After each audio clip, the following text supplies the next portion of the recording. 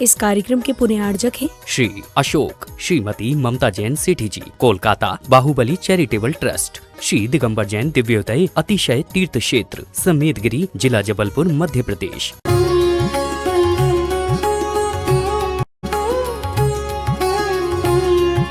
जय श्री ओम नमः श्रीभ्यः। जय श्री ओम नमः। सर्वमंगल मांगल्यम सर्व कल्याण कारकम प्रधानम सर्वधर्माणां जैनम जयतु शासनम। पंच परमेष्टि भगवान की जय। आचार्य श्री गुरुवर कुंद कुंद महाराज की जय। आचार्य श्री गुरुवर विद्यासागर महाराज की। तीर्थ चक्रवर्ती पूज्य मुनिवर सुधा सागर जी महाराज की, मुनि संघ की। व्यक्ति यह सोचता है कि दुनिया मेरी हो जाए, दुनिया की हर वस्तु का मैं मालिक बनूं,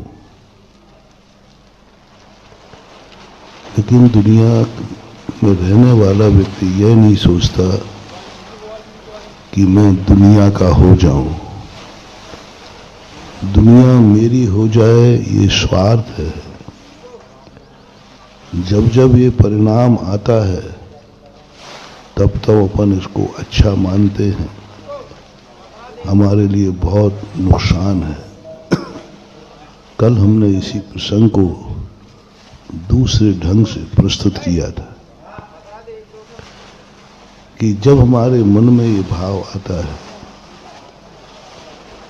ये वस्तु मेरी हो जाए, यह व्यक्ति मेरा हो जाए, यह धन मेरा हो जाए और सारी दुनिया मेरे काम आवे, सारी दुनिया मेरे काम आवे। जब भी मेरे ऊपर संकट आए सारी दुनिया मेरा संकट दूर करे। जब भी मुझे किसी चीज की जरूरत पड़े वो तुरंत मुझे उपलब्ध हो जाए। हमारे लिए सब लोग अच्छा सोचें, सभी लोग मेरे संबंध में बहुत अच्छा सोचें,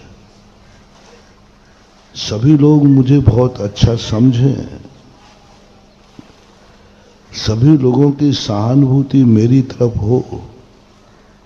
यहां तक कि भगवान भी मेरा ध्यान रखें। हमारी अपेक्षाएं भगवान से भी भगवान मेरा ध्यान रखें, भगवान की कृपा मेरे ऊपर बनी रहे। गुरु महाराज भी हमारे लिए कुछ सोचे, हमारे लिए कुछ सोचें, हमारे लिए कुछ करें, हमारे लिए सहयोग करें। ये भाव तुम्हारे आते हैं। नमोकार मंत्र से हमें कुछ प्राप्ति हो, उपलब्धि हो। मैं नमोकार मंत्र से अपने कार्य कराना चाहता हूं, मेरा कार्य हो जाए। हर वस्तु से जितनी भी तुम क्रियाएं कर रहे हो सब में कहीं ना कहीं तुम्हारा स्वार्थ जुटा। अभी लमेटा लाए हो तो भी तुम्हारा स्वार्थ है कि महाराज मेरा लमेटा तीर्थ क्षेत्र बन जाए।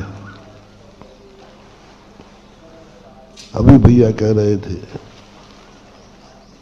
कि महाराज जी हम लोगों ने जो कल्पना की है वो पूरी हो जाए, नहीं होगी, क्योंकि तुम महाराज से सहयोग चाहते हो। तुम महाराज को इसलिए लाए हो कि हमारा संस्कारोदय तीर्थ क्षेत्र बन जाए, हमारा लमेटा बन जाए, हमारे लमेटे का विकास हो जाए। अन्नू भैया मैं थोड़ा स्पष्ट बोलने का आदी हूं, तुम सफल नहीं होगे। ये मेरा 50वें स्थानों का अनुभव है। 50वें स्थानों का अनुभव है। जहां जहां लोग मुझे इस भाव से ले गए उनके कार्य नहीं हुए।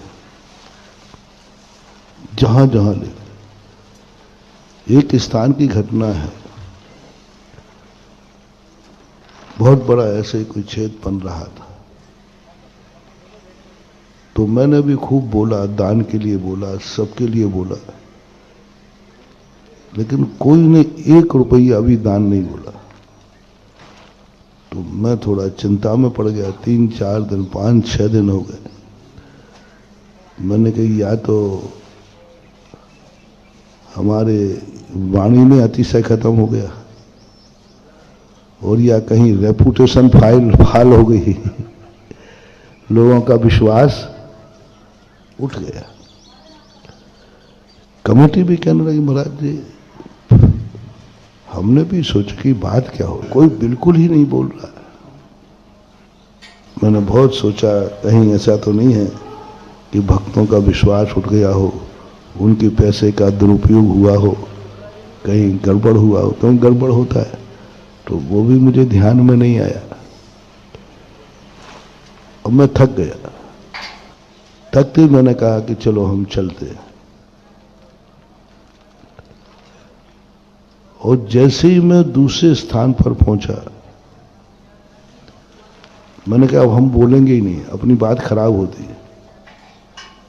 हम बोलते हैं और मेरा नेचर है कि इस माइक से जो बोला जाए वो पूरा होना चाहिए अंदर मेरा। और आप लोगों की मालूम है कि महाराज ने बोल दिया है तो वो काम होगा, ये तो आप सबको मालूम। बड़ा विश्वास है लोगों को। एक बार राजस्थान की घटना है, एक अपने मुनि विरोधी होते ना, उन्होंने कहा कि महाराज जी ने बोला है इनका जो आयतन है, स्मारक है, वो उड़ जाना चाहिए, बम से उड़ा दो, बम से उड़ा दो इसको। तो उन्होंने एक भक्त रहते हैं ललितपुर में, उनको फोन किया कि देखो तुम्हारे महाराज ऐसा बोल रहे हैं। तो वो उनके मामा लगते थे। उन्होंने कहा भाई देखो मेरे महाराज ऐसा बोल नहीं सकते। बोले बोला है, तुम्हें क्या मालूम, तुम तो ललितपुर में, मैं तो सुन रहा हूं।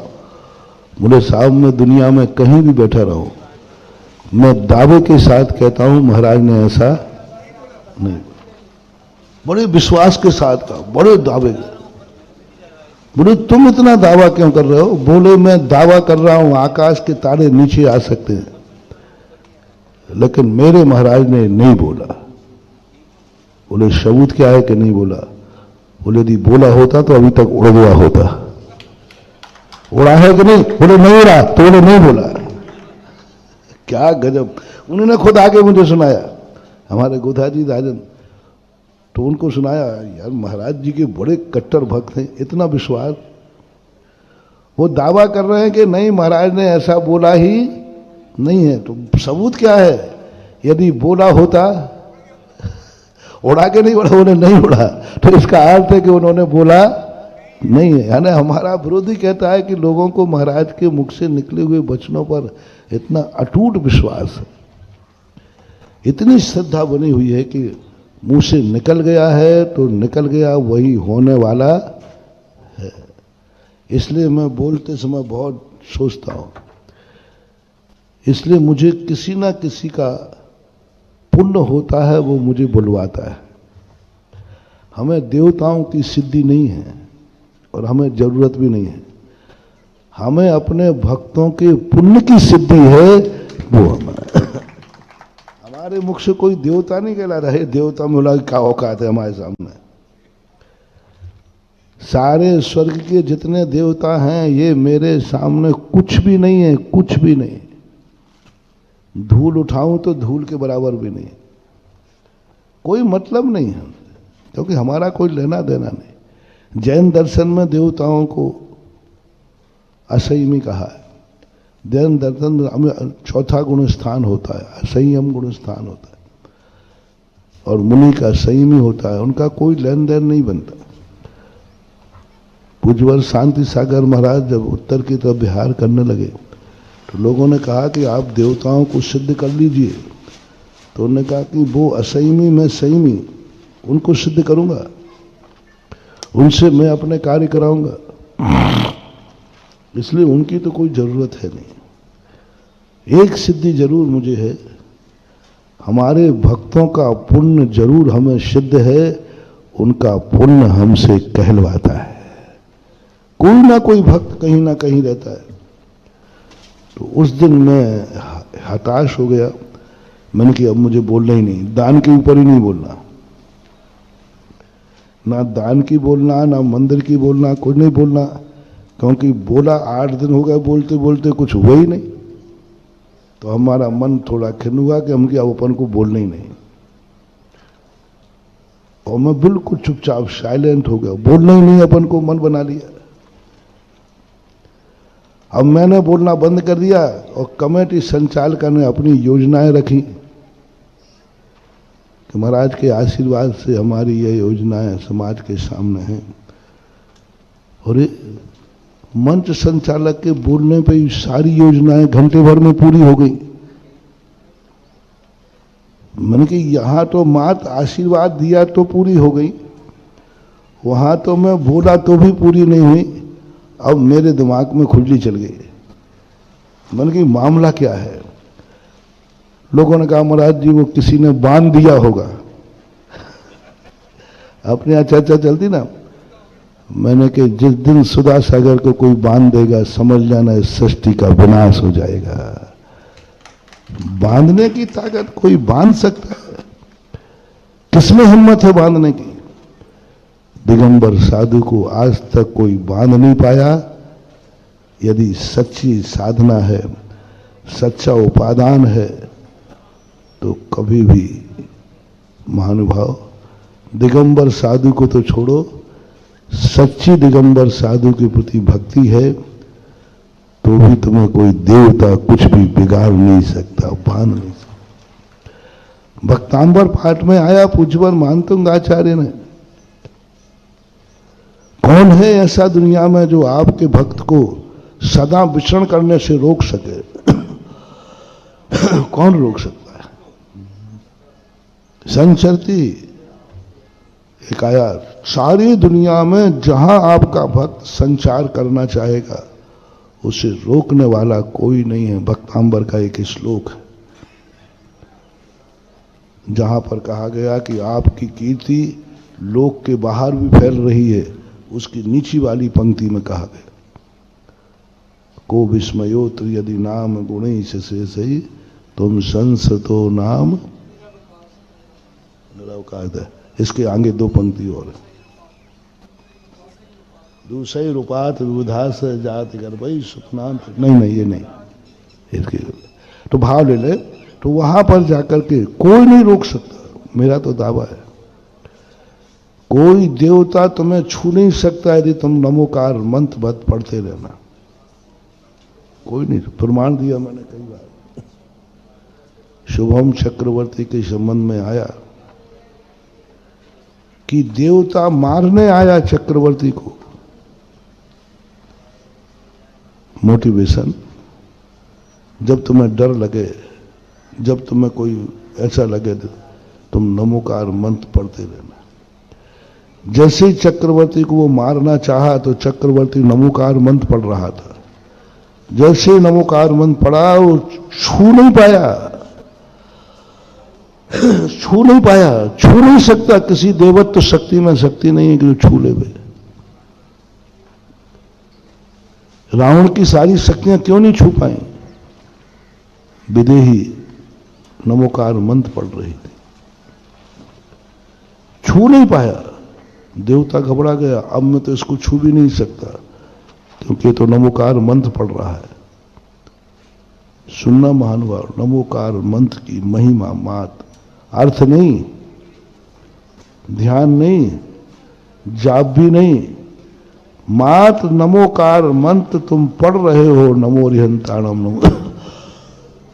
उस समय पूरे 3 लोक के जितने देवता हैं ये तुम्हें छू भी नहीं सकते। बुरे भाव से, अच्छे भाव से नहीं। अच्छे भाव से तो कोई बाधा, बुरे भाव से तुम्हारा विनाश करने के लिए नहीं छू सकता। देव घबरा गया कि अब मैं क्या करूं, आया हुआ शिकार छूट रहा है। तो उसने सोचा ये नमोकार मंत्र पढ़ना बंद करे तब मैं मिटा पाऊंगा।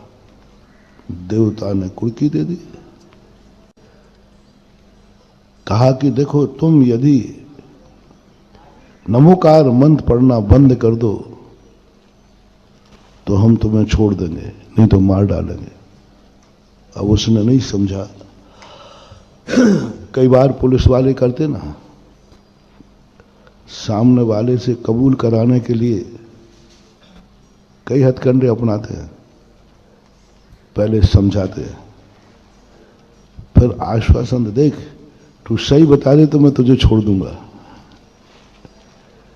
देख सही बता दे तो मैं तुझे नहीं मारूंगा, देख सही बता दे तेरा कुछ नहीं होगा। इतनी प्यारी मीठी भाषा में बोलते हैं। और देख तू ऐसा दस्तखत कर दे तो कुछ नहीं, दस्तखत करना है बस इस कागज को, कुछ नहीं करना, उसके बाद तू बरी है।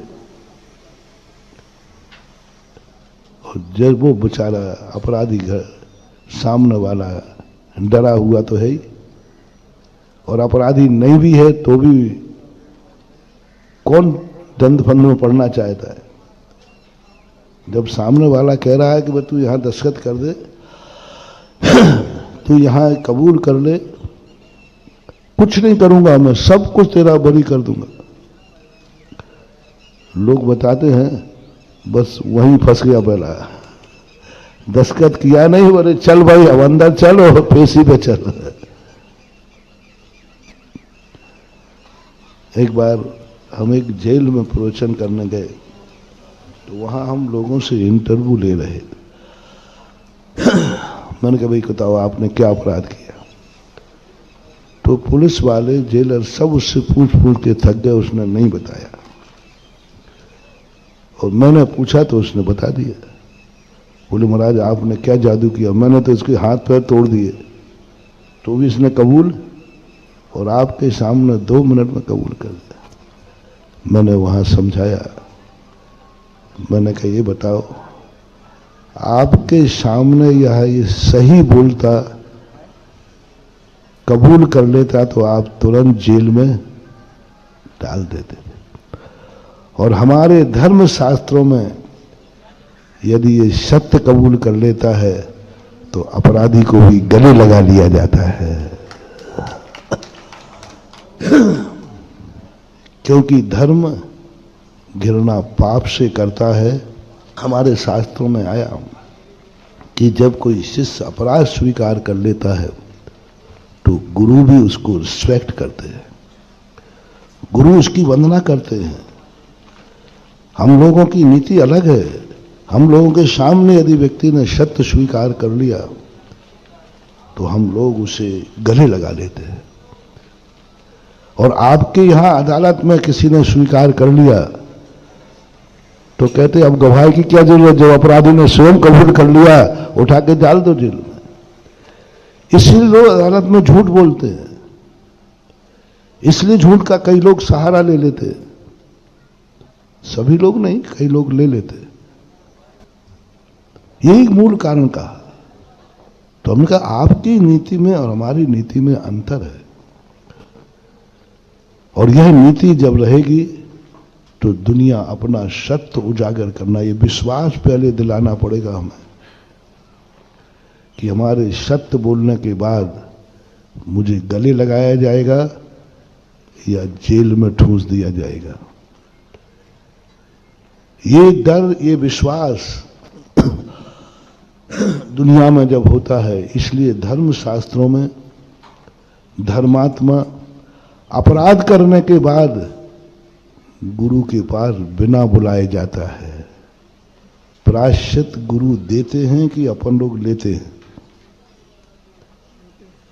गुरु बिना उनको तो मालूम ही नहीं, स्वयं जाता है कि मैंने एक गलती की, और अदालत में वारंट जारी होता है तब जाते हो कि अपने आप जाते जाते हो? वारंट जारी होता है, भागते हो, अग्रिम जमानत कराते हो। क्यों ऐसा होता है? यहां स्वयं जा रहा है, मैंने गलती की, मुझे प्रायश्चित दीजिए। स्वयं गलती करके प्रायश्चित लेता है तो वो तपस्वी है, जहां धर्मशास्त्रों में। और सामान्य लोक भाषा में यदि वो स्वीकार करता है तो अपराधी है, अब क्या उसको, तो अपराध स्वीकार कर ही लिया। इसलिए पुलिस 2-3 आइडिया अपनाती है, प्रेम से समझाकर कोई भी आश्वासन देकर, अथवा फिर वो डंडा तो है ही उनका अंत में। और ऐसे ही कभी कभी कोई देवता जो बैरी बन के आता है, सभी देवता नहीं, कुछ जो बैरी बन के आते हैं, जो हमारा नाश करने के लिए आते हैं, ऐसा कुचित कजाचित कोई देवता हमारे सामने आके तुम्हें आश्वासन देगा, जैसे ब्रह्मदत्त शुभम चक्रवर्ती को दिया। इतना आश्वासन दिया, देखो हम तुम्हारा कुछ भी नहीं बिगाड़ेंगे, बस तुम नमोकार मंत्र पढ़ना बंद कर दो और हम सब छोड़ जाए, सब भूल जाएंगे, कोई विकल्प नहीं, पर नमोकार मंत्र हाथ से लिखो, पैर से मिटा दो।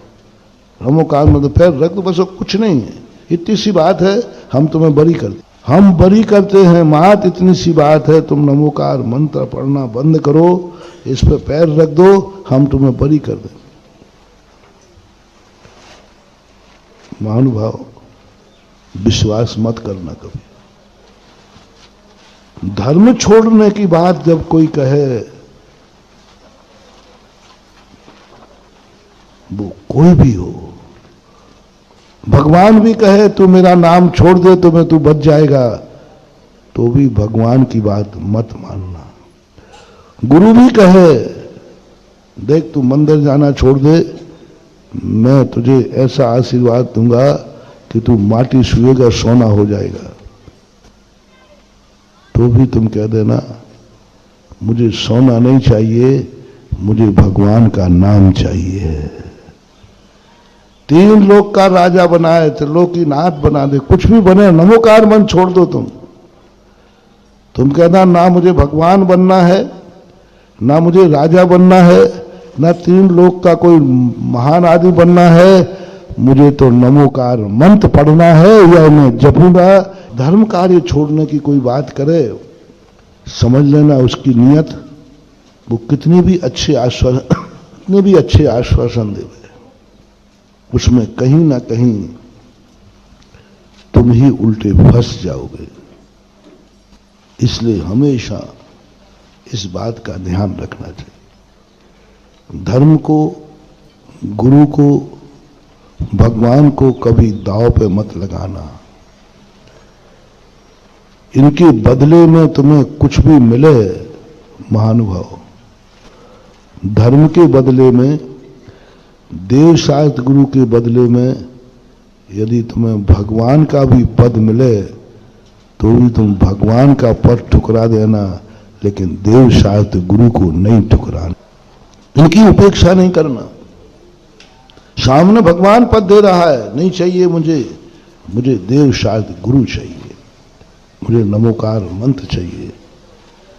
तुम रत्नत्रय छोड़ दो, तुम्हें जीवन दान मिल जाएगा, नहीं, बिना रत्नत्रय के मुझे जिंदा रहने में भी कोई शौक नहीं है, और रत्नत्रय के साथ मेरी मौत भी होती है तो मुझे अभाग्य है। मिथ्या दर्शन के साथ तुम्हें जीने का मौका मिलेगा, सम्यक दर्शन के साथ तुम्हें मरना पड़ेगा, तो सम्यक दृष्टि कहता है मुझे मरना मंजूर है, लेकिन सम्यक दर्शन, ऐसा आता है शास्त्रों में कथन कि एक व्यक्ति से कहा, किसी ने परीक्षा ली कि तू धर्म छोड़ दे, तुझे मैं 9वें ग्रह का स्वर्ग का सुख दूंगा, और तूने सम्यक दर्शन नहीं छोड़ा तो नरकों में पड़ेगा। और देख ले नरकों के स्वर्ग दुख कितने हैं और स्वर्गों के सुख कितने हैं। सम्यक दृष्टि कहता है मुझे सम्यक दर्शन के साथ नरकों में भी जाना मंजूर है, लेकिन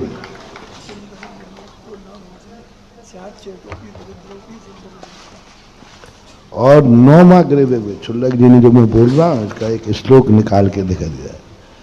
और स्वर्गों के सुख में यदि सम्यक दर्शन के बिना हमें स्वर्ग के सुख मिलते हैं तो मैं इनको ठुकराता हूं, मुझे नहीं चाहिए। क्योंकि सम्यक दर्शन की जो निधि है, कौन सा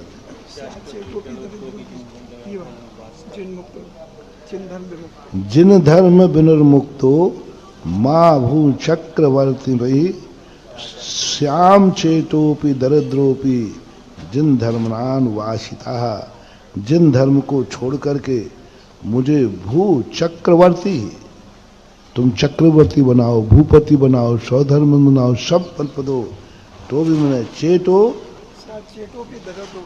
श्याम चेतोपि दरिद्रोपि, चाहे मुझे भिखारी बना दो, दरिद्र बना दो, जो बनाना बना दो, बस मुझे जैन धर्म का अनुयायी बने रहना है।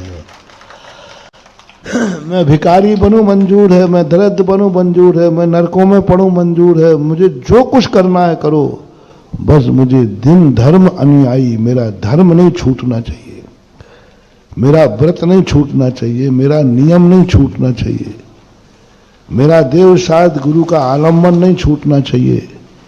ऐसी श्रद्धा होती है तब सम्यक दर्शन होता है। हम सब सम्यक दृष्टि हैं, बताओ कितनी कीमत है, कितने में बेच दोगे, कितने में बेच दोगे। हर चीज की सिद्धि करना है तो उस पर बलिदान कितना है।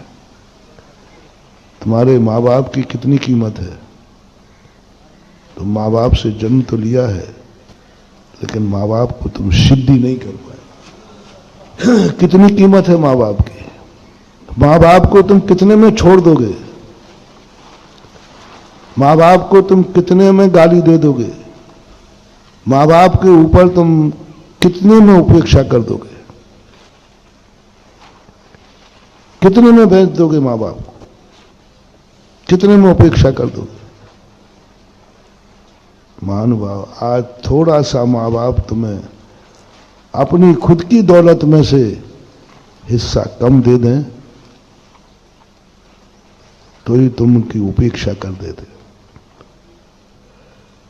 थोड़ा सा धर्म क्षेत्र में भी कितने में छोड़ दोगे धर्म, 2 मिनट लगते तुम्हें धर्म छोड़ना। थोड़ी सी परिस्थितियां आई, मंदिर जाना बंद, थोड़ी सी प्रतिकूलता हुई, मंदिर जाना बंद, थोड़ा सा प्रतिकूल वातावरण बना, तुम तुरंत धर्म छोड़ देते। लो, बलिदान की बात कर रहा हूं। तुम मंदिर जाओगे तो मौत होगी, तुम नियम पालोगे तो मौत होगी। करो घोषणा, मुझे मंजूर है। एक चांडाल ने 14 के दिन कहा, मैं आज हिंसा नहीं करूंगा, राजा की आज्ञा है तो भी नहीं करूंगा, तो तुम्हारी मौत है, मंजूर है, तुम्हारी मौत है निश्चित, राजा की आज्ञा का उल्लंघन करना तुम्हारी मौत। वो कहता मंजूर है। क्या बड़ी बात कही। एक छोटा सा व्रत, आपके इतने सारे व्रत हैं, कभी जिंदगी में कोई जीव नहीं मारा और उसने मात्र एक दिन। सवाल एक दिन के व्रत का नहीं था, बलिदान का था। उसके सामने मौत आ गई, तू मरेगा, जा इसको समुद्र में फेंक दो, मगरमच्छ खा जाए उनके बीच में फेंक दो। वो कहता एक दिन की अहिंसा के लिए। कितने दिन का नियम था? एक दिन के नियम के लिए उसने अपनी जिंदगी दांव पर लगा दी। लो, मैं मरने को तैयार हूं लेकिन नियम नहीं तोड़ूंगा। तुम होते तो क्या करते? सोचो। नियम कोई बड़ा छोटा नहीं होता, समर्पण छोटा बड़ा नहीं होता। समर्पण उसके पीछे बलिदान क्या है तुम्हारा। कोई नियम छोटा नहीं, कोई बड़ा नहीं, कोई धर्म बड़ा नहीं, कोई छोटा नहीं। कुछ भी नहीं, नमोकार मंत्र का भी कोई, कितनी माला फेरी, कितना जाप दिया, कुछ नहीं। आपका बलिदान कितना है, कितने तक आप धर्म नहीं छोड़ोगे। चांडाल ने कह दिया एक और मौत है, एक और व्रत है, मुझे मौत स्वीकार है, व्रत नहीं छोड़ता। लो, उसको सिद्धि हो गई। एक दिन की 14 की अहिंसा सिद्ध हो गई। देवता आ गए, उसको कमल की रचना हो गई, आकाश में जय जयकार हो गई। देवता सिद्ध हो एक दिन की अहिंसा में, वो भी चांडाल, एक दिन की अहिंसा में, एक दिन के व्रत में सिद्धि हो गई। ना नमोकार मंत्र पड़ा, ना कोई जाप की। लोग कहते हैं सिद्धियां कैसे करें महाराज? सिद्धियां किसी मंत्र से नहीं होती हैं। मंत्र से की हुई सिद्धियां दुर्गति का कारण होती हैं। द्रव्य संग्रह में ब्रह्मदेव जो मंत्र तंत्र करके सिद्धियां करना चाहते हैं, ये सम्यक तो विहीन है। और जो सिद्धियां तुम्हें करना नहीं है, ऐसे व्रत नियम का पालन करो कि सिद्धियां अपने आप हो जाएं। नियम के बलिदान कितना है तुम्हारा? क्या बलिदान दिया तुमने? कितने तक तुम अपना साहस करोगे? बस उतने ही परसेंट है। चांडाल ने कह दिया मृत्यु, बस सिद्धि चालू हो गई। तुमने मंदिर का नियम लिया है, कितने में छोड़ दोगे? अभिषेक करने जाते हो, कितने में छोड़ दोगे? तुम्हारे मंदिर जाने का नियम है, कितने में तोड़ दोगे? थोड़ी सी कोई बात आ गई, थोड़ा सा कोई रिश्तेदार आ गया, थोड़ा सा कहीं जाना पड़ा, सबसे पहले क्या छोड़ते हो? मंदिर। ये धर्म है महानुभाव। कई लोग कहते हैं हाँ हमें समय मिलेगा तो चला जाऊंगा, मत आना। ये भिखारियों का मंदिर नहीं है। बचा हुआ समय, बचा हुआ धन कभी धर्म को नहीं दिया जाता। मैं बहुत बार कहता हूं हाँ बचे हुए से धर्म करना चाहिए, लेकिन कभी तुमने ये भाव कह दिया महाराज मुझे मंदिर तो बनाना है, लेकिन पहले मुझे मकान भी बनाना है, बिटिया की शादी भी करना है, थोड़ा बैंक का लोन भी देना है, ये सब चुक जाएगा, उसके बाद बचेगा तो संस्कारोदय में दे दूंगा। मैं कहता हूं ऐसे लोगों से मेरा कहना है बिल्कुल मत देना। मेरा संस्कारोदय तीर्थक्षेत्र भिखारी नहीं है। बचा हुआ रोटी, बचा हुआ धन भिखारी को दिया जाता है। बचा हुआ धन, कई लोग कहते हैं, पर मैं कहता नहीं, आपको कभी दान नहीं देना, तुम्हारा दान भीख में नहीं चाहिए, भिखारी नहीं है, बचेगा तो। ये 90% आप लोगों की आदत है, हमें ये काम करना, ये काम करना, उसके बाद बचेगा तो नहीं। बहुत बड़ा पाप कर रहे हो आप। बचे हुए धन से धर्म करना है, इस पर भी मैंने कई बार प्रवचन दिए। बचे हुए धन से कभी पाप नहीं करना, लेकिन बचे हुए धर्म को धर्म देने के संकल्प भी नहीं कर। ये भाषा मेरे अपने भक्तों से कहना है, कायेश्वर पूर्वक के आप संकल्प कर लो। कभी धर्म के कार्यों में, अच्छे कार्यों में कभी भी ये भाषा समय रहेगा तो आओ, ये शब्द मत बोलना। बचेगा तो दान दूंगा,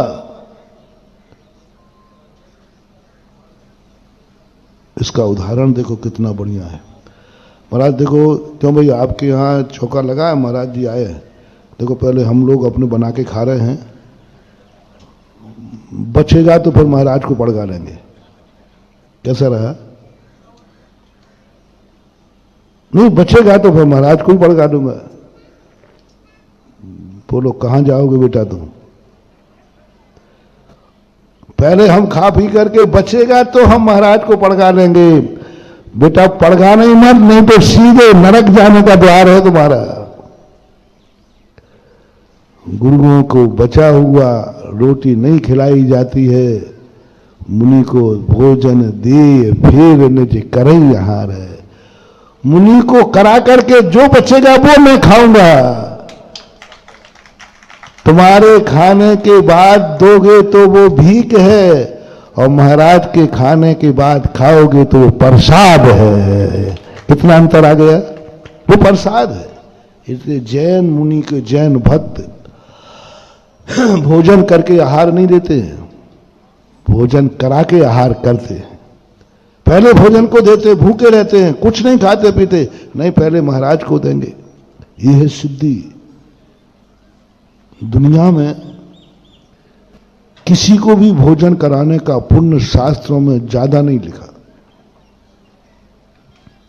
ज्यादा कहीं नहीं लिखा। लेकिन दिगंबर मुनियों को एक ग्रास भी देने का जो पुण्य लिखा शास्त्रों में, जो चर्चा की, मैंने क्यों? अरे दुनिया को वो 1000 लोगों को भोजन कराए देता है, उसकी प्रशंसा क्यों नहीं? और इधर दिगंबर मुनि को एक ग्रास, एक दाना देके आ जाए तो क्या प्रशंसा लगी? मैंने कही कारण क्या है? कोई कारण नहीं बंधु। तुमने एक दाना दिया, वहां हजारों लोग खिलाए, इससे सवाल नहीं है। सवाल है इसने अपने भोजन करने के पहले दिया है, इसलिए अतिशय है। स्वयं भूखा है, पहले मैं गुरु को खिलाऊंगा। ये मात्र रोटियों में तो जैनी अपना रहे हैं, आहार में तो अभी चल रहा है, पूरा नहीं चल रहा है। बीच में चाय पानी तो हो ही जाती है। और महाराज जी आप हम लोग नहीं, चाय पानी नहीं, ज्यादा नहीं महाराज, 2-3 बिस्किट भी खा लेता हूं। और दूसरी बात महाराज जी देखो, भोजन नहीं किया, मैंने नाश्ता किया है। इतनी ढील आ गई है। पहले लोग आहार दान देते थे, मुंह में पानी नहीं पीते थे, क्योंकि ये मुनियों की आहार की बेला है, उसके पहले नहीं पिएंगे। अब धीरे धीरे आ गया है। चाय पी करके आहार देने वालों की संख्या कितने % है नरेंद्र बाबू? चाय पी करके जितने चाय पीते, जिनका त्याग है वो नहीं कह रहा हूं, जितने पीते हैं चाय, वे 90% लोग चाय पी करके ही आहार देते हैं। जितने पीते हैं, जो नहीं पीते उनकी नहीं कह रहा हूं, पीने वाला।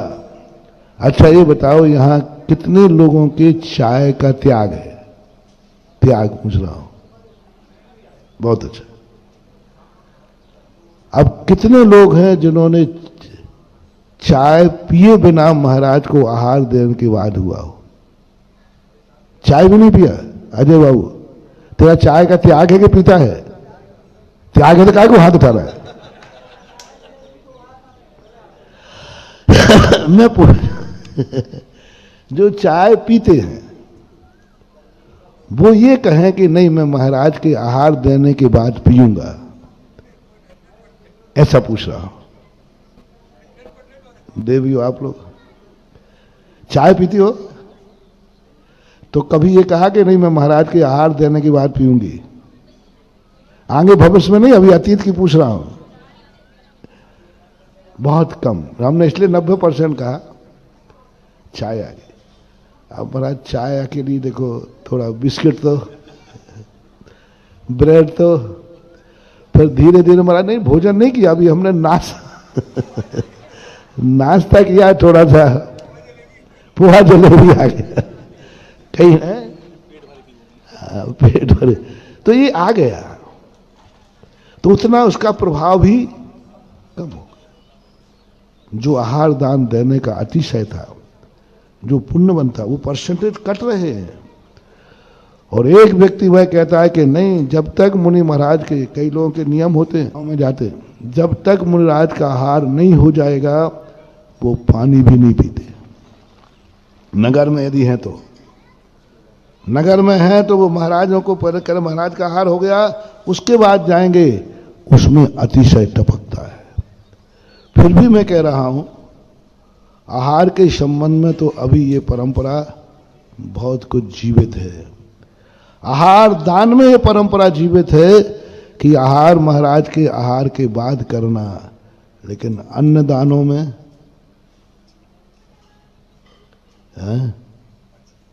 धन दान में पहले के बाद में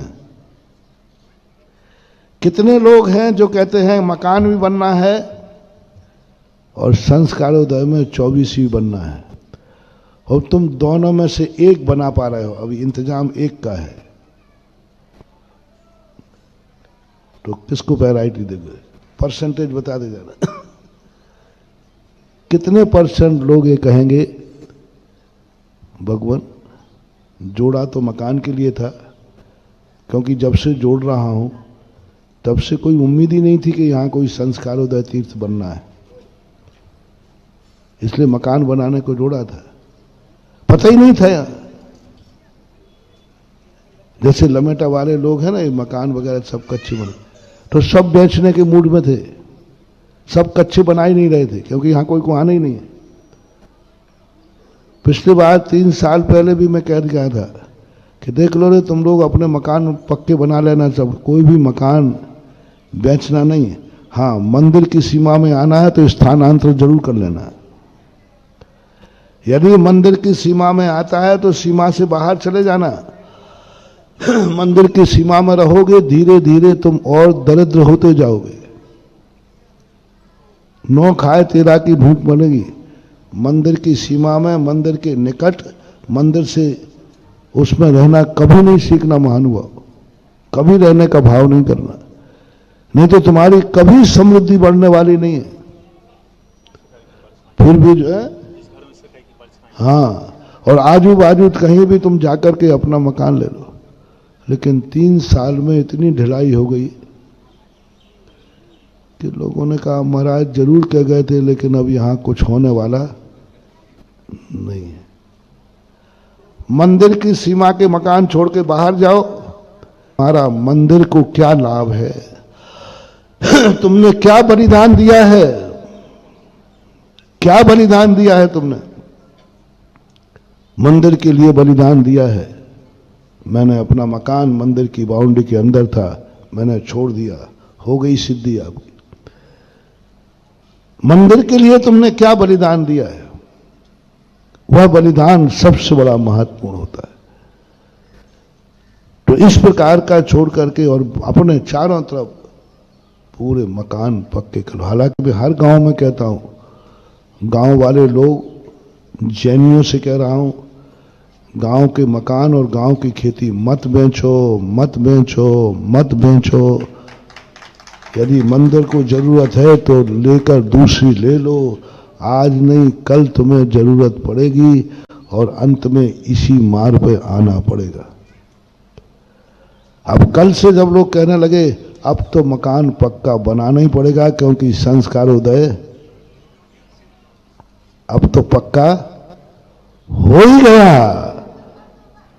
हो ही गया, हो नहीं गया, अब तो संस्कारोदय तीर्थ बन गया। मंगलाचरण यदि सही हो जाए तो समझ लेना चाहिए काम शुरू होते ही घोषणा हो जाती है, यह काम हो गया। अब ऐसी स्थिति में आपके पास 2 में से, पहले तो उम्मीद थी ही नहीं, अब पक्का हो गया। अब यदि आप मंदिर बनाओ तो मकान नहीं बनेगा, और मकान बनाओ तो मंदिर नहीं बनेगा। दोनों में से कितने % लोग मंदिर के पक्ष में जाएंगे, कितने % लोग मकान के पक्ष में जाएंगे? तुम्हारे मन की पूछ रहा हूं, तुम्हारा मन दोनों में से किस पक्ष में जाएगा? मैं शगुन उठाता हूं, मेरे शगुन की बहुत बड़ी मास्टरी है। मुझे एक व्यक्ति ऐसा जिस क्षेत्र पे आ जाता है जो कहे कि नहीं प्रभु, मैंने तो सोचा था कि यहां कोई मंदिर बनना नहीं, मकान बना लेते, मुझे क्या मालूम कि मंदिर बन रहा है। अब इतनी जिंदगी बिना मकान के निकल गई, शेष भी निकल जाएगी, लेकिन संस्कारोदय तीर्थ क्षेत्र का इसी से मंदिर बनाऊंगा। कितने % लोग?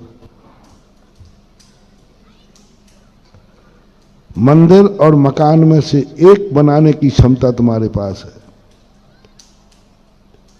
एक खोखा है तुम्हारे पास, या तो मकान बना लो या मंदिर बना लो, दो में से एक। बिटिया की शादी कर लो या मंदिर बना लो, दो में से कोई एक। दोनों में से कितने % लोग किसकी तरफ जाएंगे वोटिंग?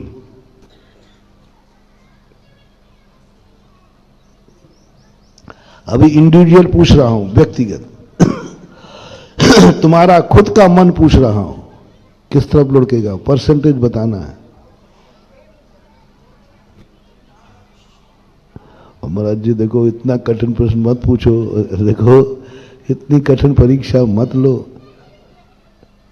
बोर्ड की परीक्षा है, तुम्हें सिद्धियां भी तो दे रहा हूं।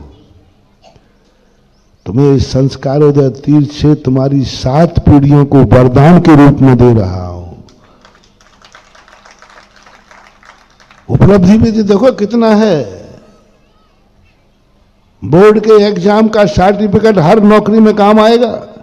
ये जनरल क्लास नहीं है, बोर्ड का क्लास है। ये कोई मंदिर नहीं बना रहे हो, तीर्थ क्षेत्र बना रहे हो। ये कोई साधारण भगवान नहीं बैठेंगे, अतिशयकारी भगवान बैठेंगे। मात्र इन दोनों में से एक बलिदान करने का भाव, ऐसा भाव आ जाए किसी के मन में, नहीं मकान नहीं बनेगा, मंदिर बनेगा। मेरे पास है एग्जाम्पल, ऐसे बता दूंगा। अब आइए आपके परिवार में, यदि आपने परिवार की मीटिंग की तो आपका पक्ष, आपके परिवार की वोटिंग किस पक्ष में जाएंगी? तुम्हारी पत्नी की, तुम्हारी मां की, तुम्हारे बेटा की, तुम्हारी बिटिया की, सबकी वोटिंग में बताओ कितने % तुम्हें मिलेंगे कि नहीं पहले मंदिर बनना चाहिए, इतने साल बिना मकान के गुजार दिए, कोई बात नहीं। परिवार, किन किन को विश्वास है कि हमारा परिवार 100% हमारे साथ होगा?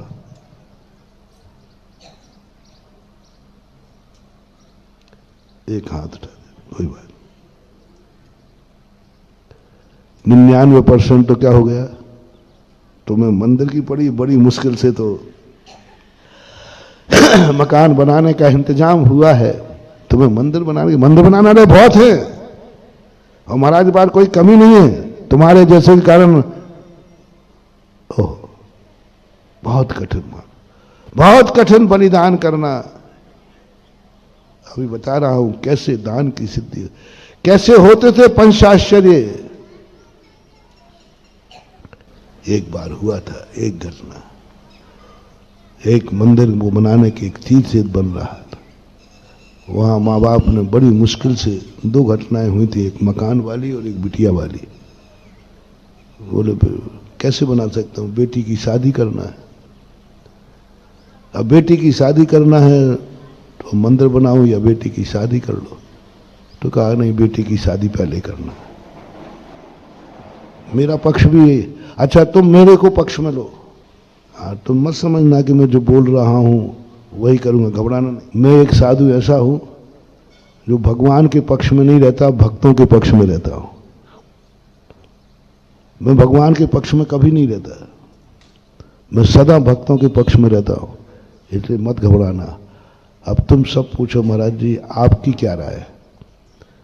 मकान और मंदिर, बिटिया और मंदिर। तो मैं भी तुम्हारे साथ हूं। पहले मकान, पहले बिटिया की शादी करो, मंदिर बाद में बनाना। मेरा पक्ष किया, मैंने अपनी वोटिंग दी है। इसलिए मैंने कहा, मैंने धर्म की बात नहीं कही। धर्म क्या बोलता है वो बात नहीं है, मैं क्या बोल रहा हूं। मेरा पक्ष भी आपके लिए वही होगा। मैंने वोटिंग आपके पक्ष में दी है। यदि तुम आ जाना मेरे पास, महाराज जी किराए से रहता हूं, जिंदगी भर में ये मकान के पैसे जोड़े थे, अब मंदिर का बने, आप ही बताओ महाराज, आप मेरे गुरु हैं। हालांकि तुम नहीं आओगे क्योंकि तुम डरते हो महाराज जी अरे तुम बहुत चालू आदमी हो, मैं जानता हूं। 90% मेरे पर शक करेंगे लोग। कोई कहे चलो अपन महाराज से पूछते हैं, तो पागल हो गया, महाराज से पूछा, महाराज तो स्पष्ट कहेंगे मंदिर बनाओ। बोलो है कि नहीं, बोलो ना। अभी मेरे कहने के पहले आपका क्या शक होगा? 100% महाराज जी तो 24 ही बनवा के रहेंगे, अपन चाहे भिखारी बनो, चाहे रोड पे पढ़ो, चाहे फुटपाथ पे पढ़ो। ये और कह दोगे अरे जो कुछ हो करो, महाराज क्या ना भाड़ में जाओ, वहां तो मंदिर बनाओ।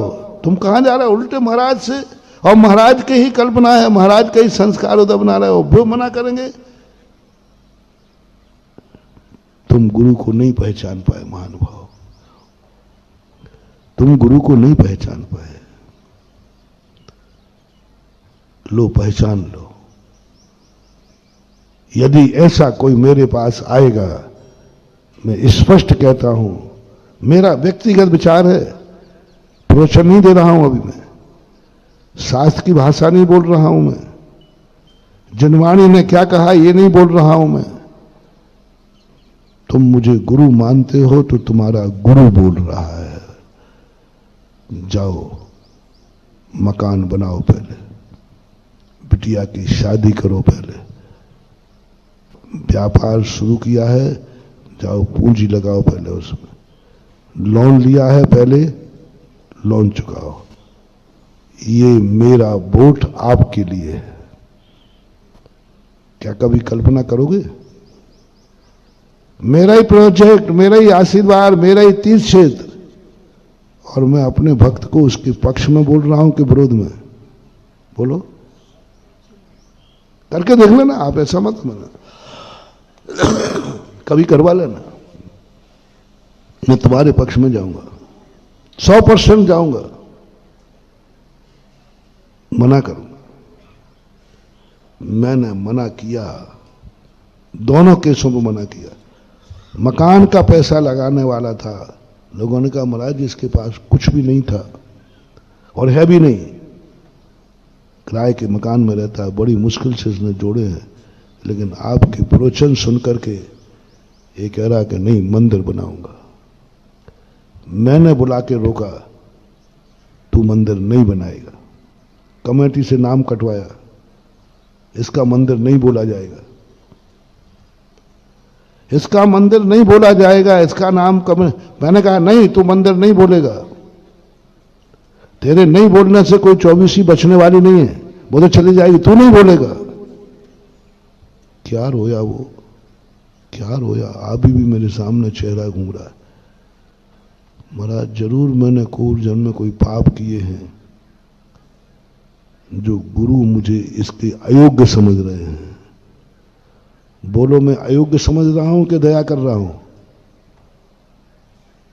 दया कर रहा हूं कि अयोग्य समझ रहा हूं? अरे मैंने कि भाई मैं अयोग्य नहीं समझ रहा हूं। मैंने कहा भाई तुम अपना मकान बना, मंदिर तो बनते रहेंगे बनते रहेंगे। बोले महाराज जी ये आपका मेरे प्रति मोह बोल रहा है, करुणा बोल रही है, दया बोल रही है, सत्य बोलो ना कि मकान तो बनते रहे हैं, बनते रहेंगे, मंदिर बनाने का सौभाग्य अभाग्य ये बोलो ना आप।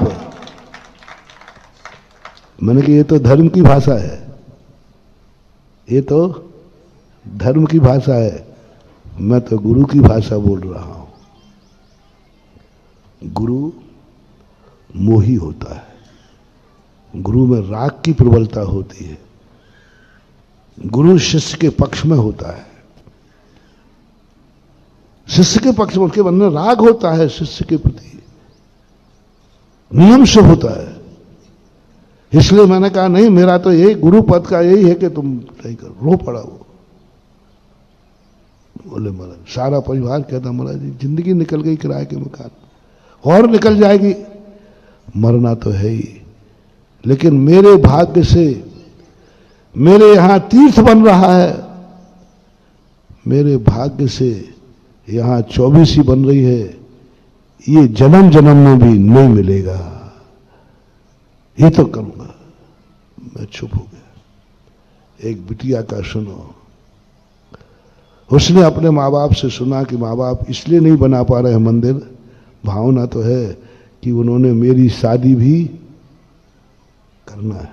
बिटिया ने सुन लिया, बस वो श्रीफल लेके आ गई, महाराज के पास चलो मंदिर बनेगा। बेटे बेटा कहाँ से बनाएंगे, तुझे मालूम है इतनी सी पूंजी तेरे हाथ पीले करना है। बोले पिताजी मैं इतनी पापिन हूं क्या कि मेरी शादी के कारण मेरी माँ बाप की इतनी पवित्र भावना कुंठित हो जाएगी। मेरी शादी के कारण, शादी करने से क्या मिलना है, संसार, संसार ही बनाना है। मेरे कारण, मेरे शादी के कारण से आप मंदिर नहीं बना पाएंगे। पिताजी मैं पापिन नहीं हूं, मैंने आप जैसे पिता पाए हैं। मैं नियम लेती हूं, यदि आपने मंदिर नहीं बोला और इसी राशि से मंदिर बनाओगे,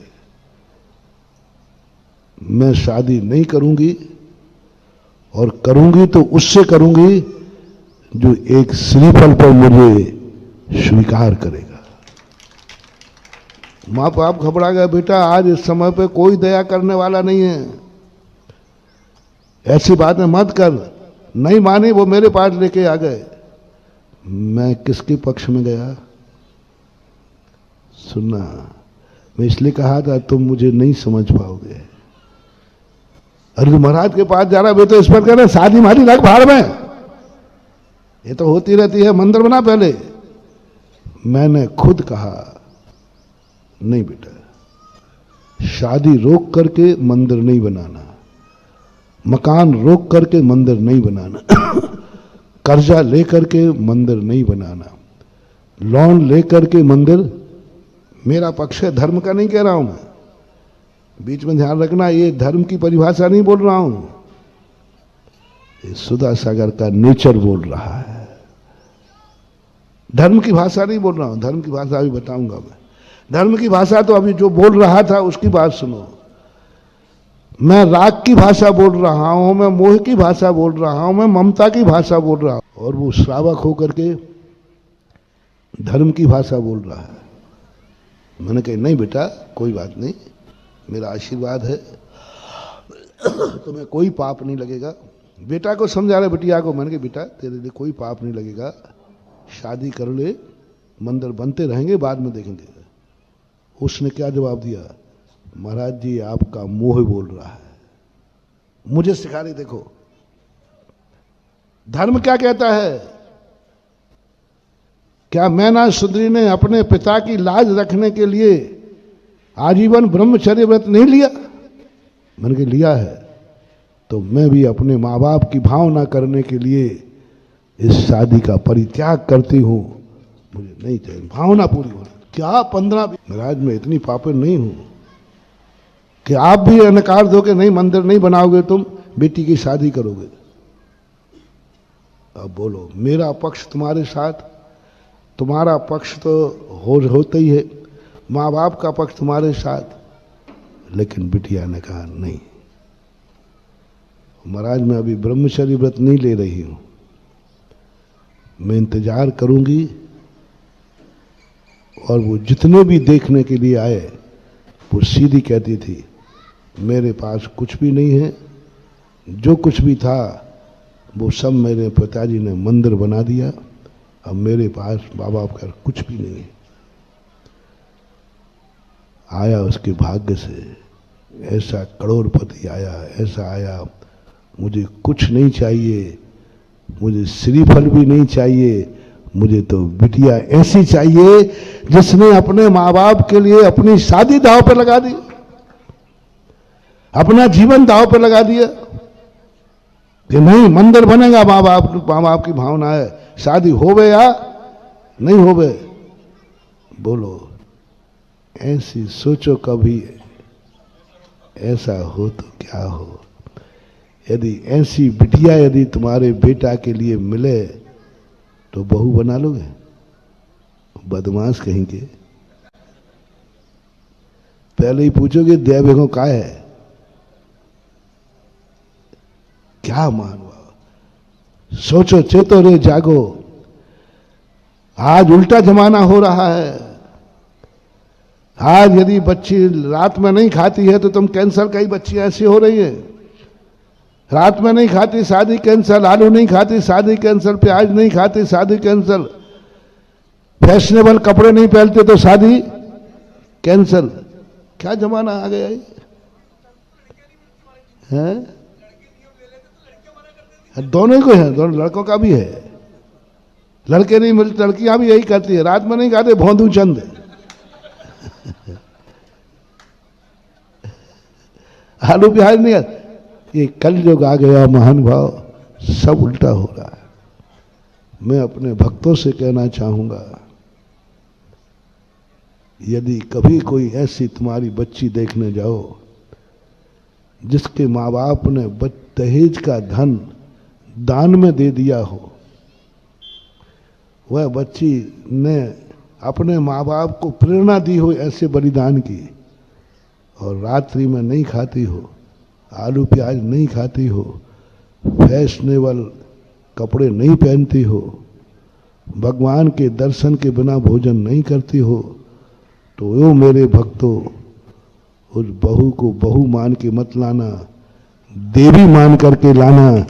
जाओ, तुम्हारी 7 पीढ़ियां सुरक्षित हो जाएंगी। खोजो, मुझे ऐसी बच्ची चाहिए जो अपने माँ बाप को दहेज का दान दिला दे, अपने दहेज को पैसे का दान दिलवा दे कि नहीं, मेरा पैसा जो दहेज में देना है, माँ बाप से वो बेटियां चाहिए कि मम्मी पापा जो मुझे दहेज में दोगे, मुझे कुछ भी मत देना, मेरे दहेज का पूरा सामान, उतनी राशि संस्कारोदय तीर्थ क्षेत्र में दे दीजिए। मैंने कल कहा था मीटिंग करने का, कहा था ना, कल ही तो कहा था मीटिंग कि मीटिंग करना। आज क्या मीटिंग करना? संस्कारोदय को हम क्या कर सकते हैं, संस्कारोदय क्षेत्र के हम किस काम में। ये तो संस्कारोदय का प्रसंग है इसलिए कह रहा हूं, धर्म ले लो अपन। यहां संस्कारोदय का धर्म, मंदिर, गुरु, माँ बाप, ये सब मैंने कहा था। किस काम में आ सकते हैं हम? मीटिंग करना कि संस्कारोदय तीर्थ बन रहा है, अपना क्या सहयोग बन सकता है, अपन क्या कर सकते हैं, अपन क्या लाभ दे सकते हैं। और ये भी कहा था, भूल करके ये विचार मत करना तीर्थ क्षेत्र बन रहा है तो इससे मुझे क्या लाभ है।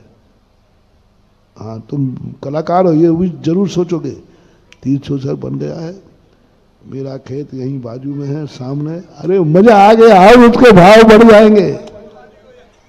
मत करना रे भाव, नहीं करना।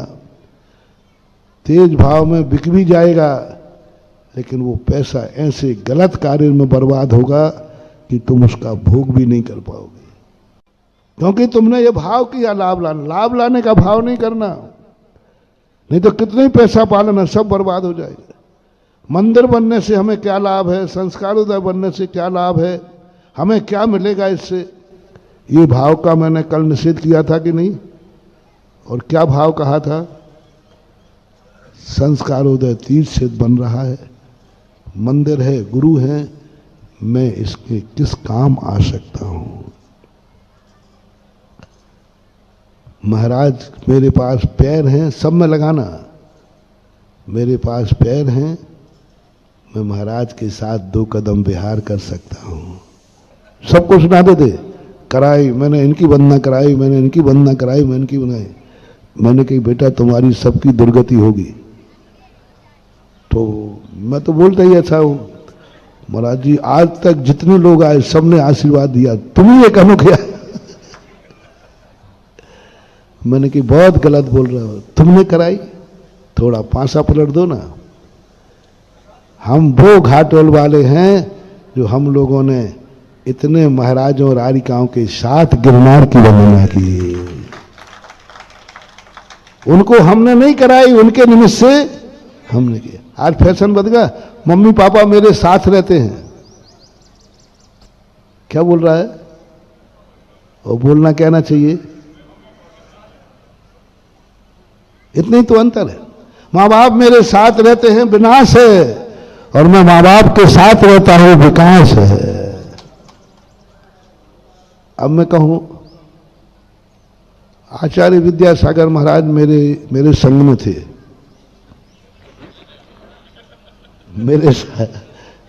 मेरे साथ रहते थे, वो मेरे साथ में बिहार का कैसा लग रहा है? बोलो ना, कितना गलत बात है। बोलो, ऐसा अहंकार आ जाए तो दुर्गति है कि नहीं? अब थोड़ा सा पलट दो। हम गुरु महाराज के साथ विहार करते थे, हम गुरु महाराज के साथ थे, हम गुरु के संग में थे, बस इतने में तो धर्म हो गया, इतने में तो धर्म हो गया। ऐसे स्थिति में विचार करना है, हमें धर्म से क्या लाभ है, अब धर्म को हमसे क्या लाभ है, हम क्या कर सकते हैं? ये मीटिंग करने की हमने बात कही थी, करना है। अब मैं पूछ रहा हूं, कोई बेटी ये कहे, क्या क्या कहा मैं पूछ नहीं रहा हूं, क्योंकि तुमने मीटिंग की ही नहीं है। पहली बात, तुम्हारा ही मन ही खराब है, तुम क्या मीटिंग करोगे? कहीं परिवार, हाँ कुछ बदमाश लोग होते हैं, नहीं परिवार से तो पूछेंगे तो वे तो हाँ कह देंगे, तो मीटिंग ही नहीं करते।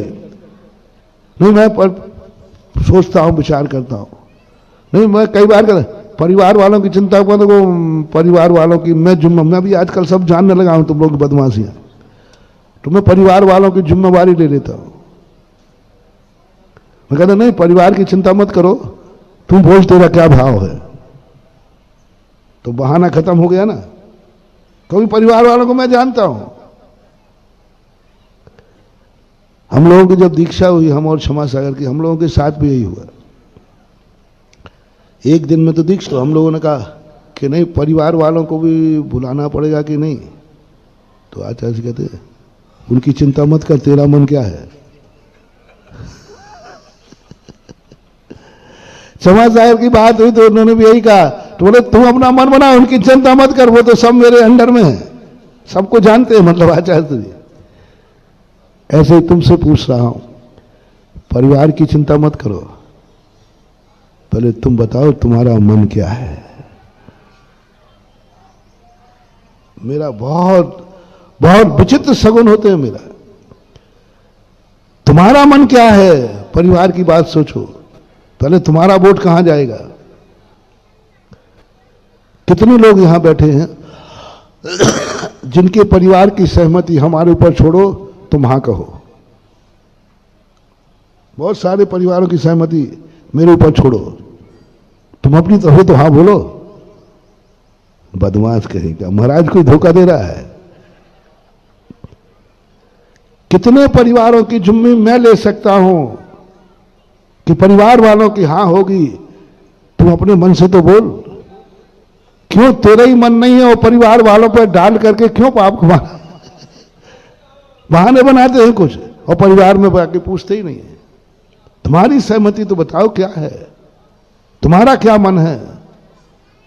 तुम्हारा ही मन नहीं है, जिन जिन के मन नहीं है संस्कारोदय के प्रति, उन्होंने कल मीटिंग नहीं की होगी घर में। वो संस्कारोदय तीर्थ से जिसमें जुड़ना चाहे जुड़ जाए, सहयोग की जरूरत नहीं है। मैं धन्यवाद तुम्हें देना चाहता हूं, मैं तुम्हें धन्य करना चाहता हूं, मैं तुम्हारी जिंदगी में धनतेरस मनाना चाहता हूं। महावीर भगवान की। इस कार्यक्रम की पुण्यार्चक थे श्री अशोक श्रीमती ममता जैन सेठी जी, कोलकाता बाहुबली चैरिटेबल ट्रस्ट। श्री दिगंबर जैन दिव्योदय अतिशय तीर्थ क्षेत्र, समेतगिरी, जिला जबलपुर, मध्य प्रदेश।